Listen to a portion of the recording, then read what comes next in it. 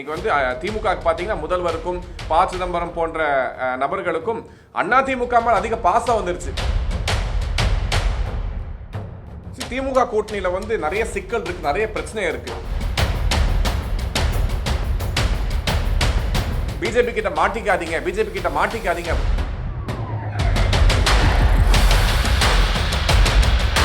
இன்னைக்கு சுயநலம் எவ்வளவு முக்கியமா ஒருத்தருக்கு ஆயிடுச்சுன்னு சொல்லி மக்கள் பார்த்துக் கொண்டிருக்கிறார்கள்.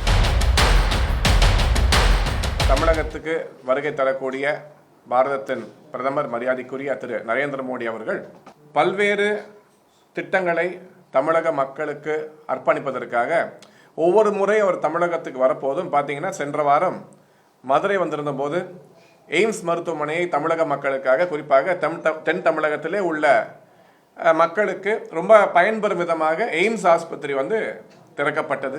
என்டிஏ நடத்தக்கூடிய மாபெரும் பொதுக்கூட்டத்திலே கலந்து கொண்டு திராவிட முன்னேற்ற கழகத்தோட அவல ஆட்சி, குறிப்பாக இந்த 5 ஆண்டு காலம் தமிழக மக்கள் விடியல் என்ற நம்பிக்கையோடு வாக்களித்து பட்ட அவதி அவஸ்தை எல்லாத்தையுமே தமிழக மக்களுக்கு தெளிவாக எடுத்துரைத்து வரப்போகின்ற சட்டமன்ற தேர்தலிலே தமிழக மக்கள் எதிர்பார்க்கக்கூடிய, அவர்களுக்கு தேவைப்படக்கூடிய இந்த டிசர்விங் கவர்மெண்ட்னு சொல்லுவாங்க, அந்த மாதிரி தமிழக மக்கள் டிசர்வ் செய்யக்கூடிய ஒரு டபுள் இன்ஜின் சர்க்கார், மத்தியில் இருக்கக்கூடிய அரசாங்கம் தரக்கூடிய நல்ல திட்டங்களை உள்ளபடியே தமிழக மக்களுக்கு எடுத்து சென்று தமிழக மக்களை இந்த இலவச கலாச்சாரத்திலிருந்து எடுத்துட்டு ஒரு உண்மையான வளர்ச்சி பாதையிலே செல்லக்கூடிய ஒரு அரசாங்கம் அமைவதற்கான ஒரு மாபெரும் பொதுக்கூட்டமாக பிரைம் மினிஸ்டர் எத்தனையோ நாடுகளுக்கு செல்கிறார்கள்.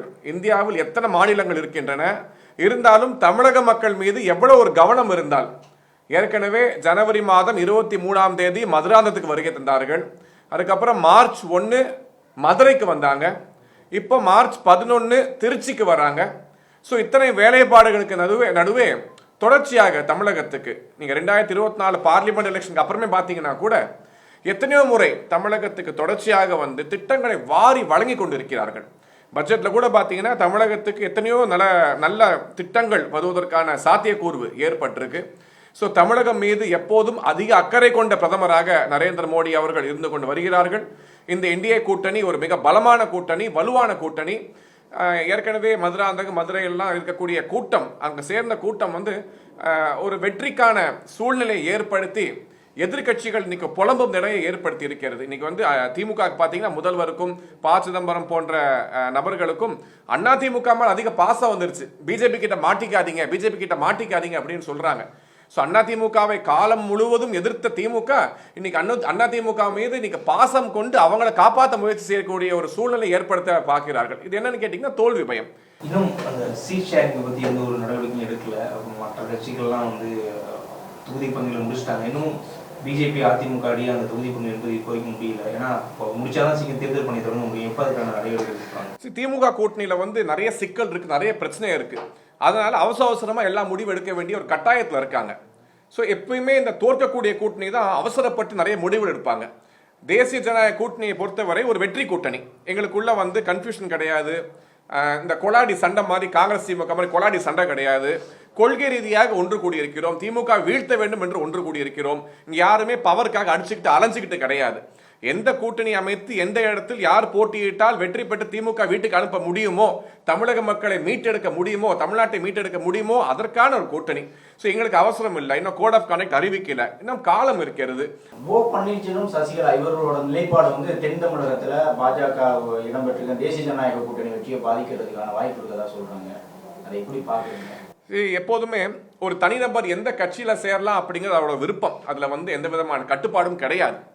ஆனால் ஒரு முன்னாள் முதலமைச்சரோட நம்பிக்கையை பெற்று அவருக்கு தகுதி இருக்கிறதோ இல்லையோ ஒரு முதல்வராக அவரை அமர வைத்து அழகு பார்த்த இயக்கத்தை, கட்சியை, காலம் முழுவதிலும் திமுகவை எதிர்த்த ஒரு இயக்கத்துக்கு முதல்வராக இருக்கக்கூடிய, அந்த கட்சியிலிருந்து முதல்வராக இருக்கக்கூடிய வாய்ப்பை பெற்ற ஒரு நபர் இன்று பதவிக்காக சுயநலத்துக்காக வெளியே சென்று இன்னொரு கட்சியில, குறிப்பாக முழுவதும் அவர் எதிர்த்த இயக்கத்தில் இன்னைக்கு உறுப்பினராக சேருகிறார் என்றால் அதற்கான விடை என்ன என்பதை மக்கள் அறிவார்கள். இன்னைக்கு சுயநலம் எவ்வளவு முக்கியமா ஒருத்தருக்கு ஆயிடுச்சுன்னு சொல்லி மக்கள் பார்த்து கொண்டு இருக்கிறார்கள்.